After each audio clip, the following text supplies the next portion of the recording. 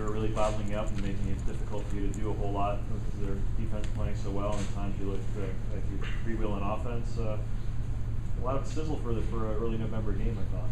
Yeah. We got a kind of a weird start because I think it was, I don't know how into the game that they got onto the power play. That was kind of a story of first part of the game for us. We were killing a lot of penalties, 2 5-on-3. So for us, it was definitely kind of tough to get in the flow of the game when we're penalty killing the whole time. So once that was done, we were able to kind of battle back and start getting some shots on net, which was really good to see. And I think after all those penalties filtered out a little bit, both teams were playing pretty high-paced transition hockey. It was pretty fun game. So. Obviously, you guys knew it was going to be a physical game coming in. Did you think maybe those penalties were a result of being maybe a little bit too aggressive or just undisciplined? I don't know. It's obviously always the ref's call, and it's you're not going to change it by arguing. But I didn't think we were doing anything too overly aggressive to deserve anything.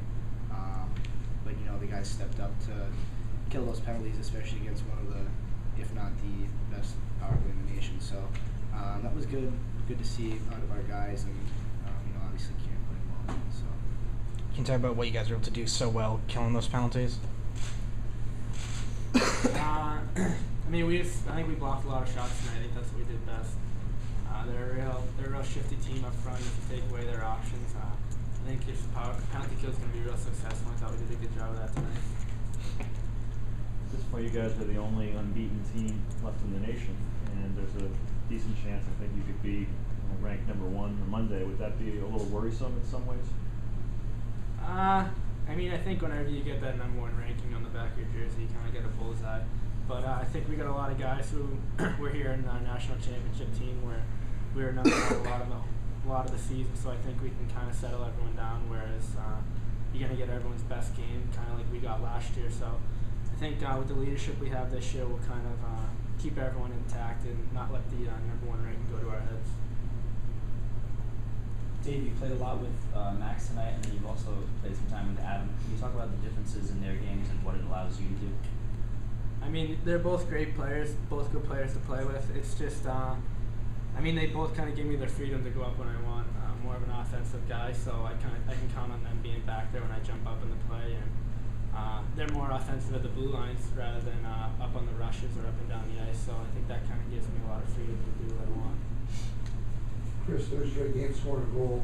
Do you like to come talk to us, or is it something going else going on for you? Can you repeat that? Do you like coming to talk to us? You scored 3 straight games, or is it something else for you? He's got a new girlfriend. I've just been fortunate. I'd like to say it's the right place, right time. I think Alex created that whole play. I didn't know how he saw me with his back turned, but he did, and the goalie thought he was going to shoot, so I had a wide open net. That made my job easy. So I give a lot of credit to the guys who got me the puck. I think I've just been fortunate that the puck's been going in. So it seems you guys were feeding off the crowd tonight, probably the best crowd of the season. Yeah, definitely. Anytime you play Maine or BC or UNH, you expect a big sold-out crowd, and tonight was really good. Anytime you can get a goal, big hit, nice save, kill a penalty, things like that, the crowd definitely helps with the momentum.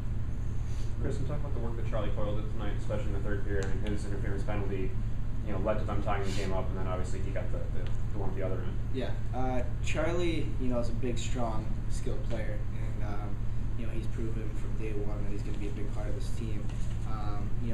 He's just the type of kid who's so competitive. Whether his penalty was something that was deserving or not, I'm not sure, but for him to battle back and get a big goal for us late shows a lot about his character. You started the game with Megan Santana, like you've been the last couple of games, and then ended up back with Coyle Pereira. Can you just talk about that change mid-game? Yeah, I think it's something we kind of talked about. We want to spread the offense out as much as we can. I like playing with both lines, and I think come crunch time, coach just kind of wants to, make a few changes and roll, 3 lines for the majority of the last game, trying to get something going a little bit. So, nothing against any of the other guys. They all played well. So, just trying to get a late goal, switch something up. Dave, can it be a daunting task coming into a game with a team that can score so many ways and guys that can move the puck so well as defensemen? Yes and no, but at the same time, there's a lot of teams in this league who can do that, so you kind of expect that every game.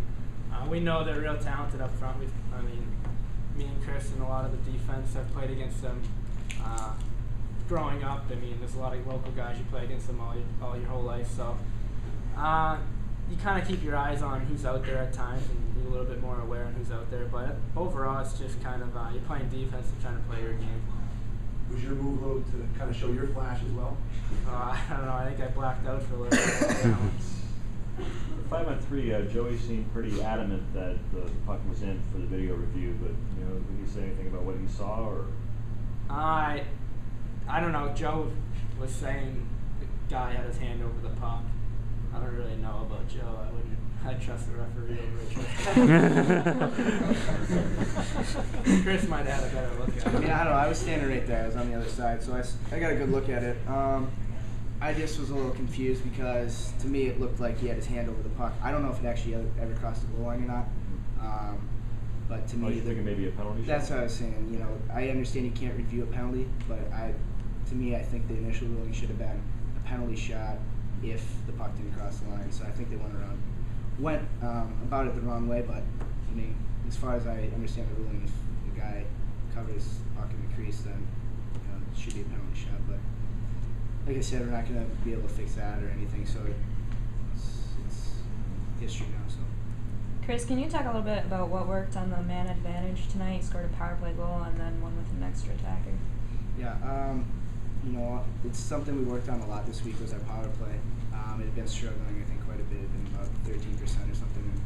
And, in order for us to, win a lot of close games down the road, we're going to need our power play to be counted on to get a goal here and there. So we worked on that all week, and you can almost count an extra attacker. The extra attacker is kind of a power play.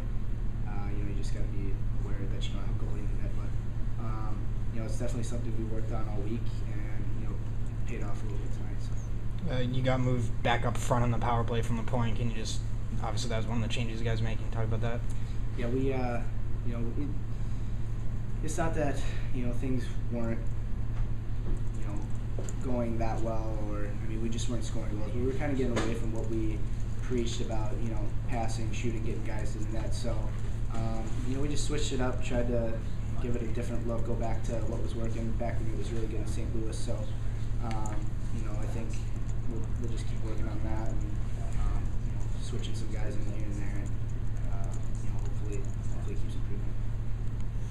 I guess the big question is, are you guys happy with the 2-2 tie? Yes and no. You're obviously happy that you came out with a tie against a good hockey team, and we had a little drought in the second period. We didn't play our best hockey, and I think they capitalized on that opportunity. So I think if we had played a full 60, could have came away with a win. And if we played our hockey for a full 60, I think we can definitely beat Maine. But at the same time, it's kind of good to come back for a tie like that. I'd rather be in our position than theirs. So it's good to see the team battle, and kind of leave something on our plate for next time we play them. Any more questions?